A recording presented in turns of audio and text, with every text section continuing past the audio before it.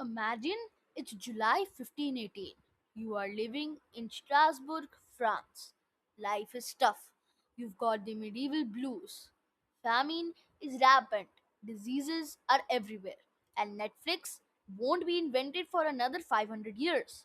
Suddenly, a woman named Frau Trophia walks out into the middle of the street and she just starts grooving. There's no music, no DJ, just Frau Trophy busting a move in total silence.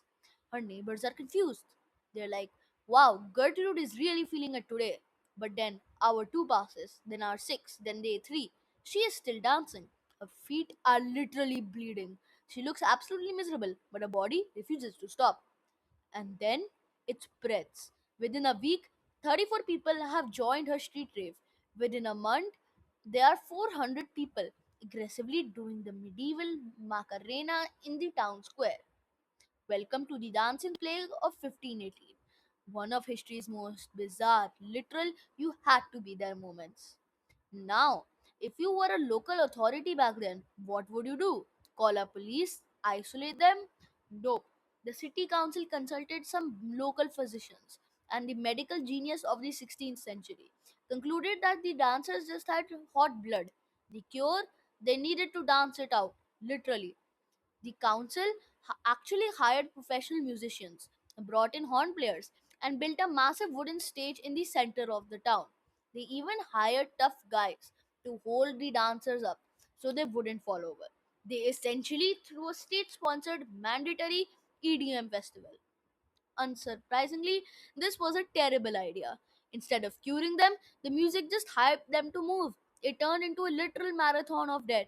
At its peak, the plague was killing up to 15 people a day. They weren't dying from a virus, they were dying from strokes, heart attacks, and sheer utter exhaustion.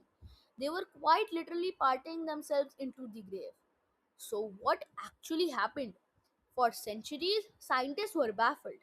One popular theory was ergotism, which is a fancy way of saying they accidentally ate moldy rye bread that contained a chemical similar to LSD.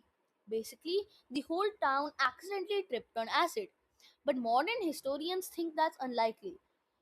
If you were tripping that hard on ergot, you usually can't run a marathon, let alone synchronize dance for a week straight. The town was under extreme stress. They were dealing with smallpox, syphilis, and starvation.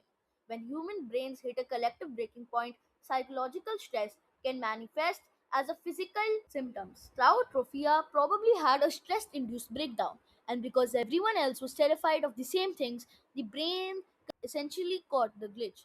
It was a contagious psychological panic attack expressed through dance. By September, the dancers were finally bundled into wagons and taken into a nearby shrine to pray it away. Slowly, the fever broke, the music stopped, and everyone went back to their miserable non dancing lives. So, the next time you feel embarrassed about your terrible moves on the dance floor, just remember at least your dance moves didn't require a city council intervention and a medical warning. Stay safe, don't eat moldy bread, and catch you next time.